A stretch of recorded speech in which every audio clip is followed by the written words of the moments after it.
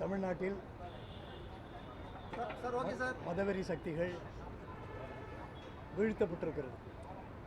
குறிப்பாக அதிமுக, பாரதிய ஜனதா கட்சி அவர்களை யாரை தோற்கடிக்க வேண்டும் என்று நாம் நினைத்தோமோ அவர்கள் தோற்கடிக்கப்பட்டிருக்கிறார்கள். இது தமிழ்நாட்டில் எந்தவித மதவாத சக்திகள் பின்தள்ளப்பட வேண்டும், அவர்களுக்கு இங்கு இடமில்லை என்பதை இந்த தேர்தல் தீர்ப்பு தந்திருக்கிறது. தமிழகத்தினுடைய முன்னாள் முதல்வர் திரு ஸ்டாலின் அவர்கள் தமிழ்நாட்டிற்கு ஏராளமான நல்ல பல திட்டங்களை எல்லாம் உருவாக்கி தந்திருக்கிறார். கல்வியில் மிகப்பெரிய சாதனை, கல்வி வளர்ச்சியில் மிகப்பெரிய சாதனை படைத்திருக்கிறார். டெல்லியில் எப்படி அரவிந்த் கெஜ்ரிவால் அவர்கள் பல சாதனைகள் எல்லாம் கல்வியிலும் சுகாதாரத்திலும் படைத்தது போல் இங்கேயும் படைத்து காட்டியிருக்கிறார். அந்த சாதனைகள் எல்லாம் மீண்டும் தொடருமா என்கிற ஐயம் இன்று மக்கள் மத்தியில் எழுந்திருக்கிறது. டெல்லியில் இப்படித்தான் திரு அரவிந்த் கெஜ்ரிவால் அவர்கள், நாங்கள் எஸ்ஐஆர் வரும்போதே நாங்கள் சொன்னோம், எஸ்ஐஆர் மூலமாக டெல்லியில் முதலமைச்சராக இருந்த அரவிந்த் கெஜ்ரிவால் அவர்களுடைய புதுடெல்லி தொகுதியிலேயே கிட்டத்தட்ட 39,000 வாக்குகளை நீக்கி அங்கே அரவிந்த் கெஜ்ரிவாலை திட்டமிட்டு தோற்கடித்தார்கள். இங்கேயும் அதே போல் தான் நடந்திருக்கிறது. ஏன்னா இன்னைக்கு எதிர்கட்சியினுடைய தலைவர்கள் எல்லாம் வீழ்த்துற வேலையில் இறங்கியிருக்கிறாங்க. ஆனால் இவர்கள் வீழ்ந்து போகிறார்கள் என்பது அவர்களுக்கு அறியல.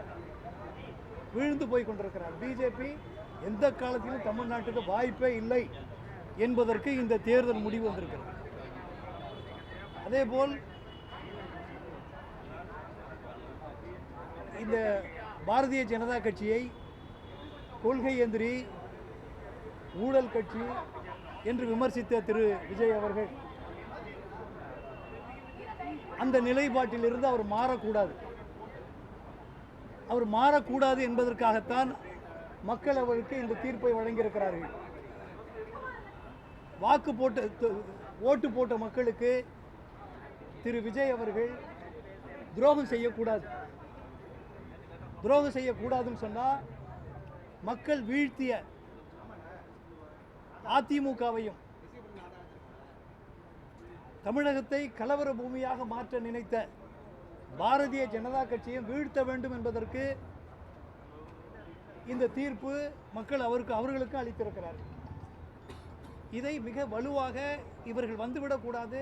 பாரதிய ஜனதா கட்சியை இந்தியாவில் வலுவாக எதிர்த்தவர் திரு மு.க. ஸ்டாலின் அவர்கள்.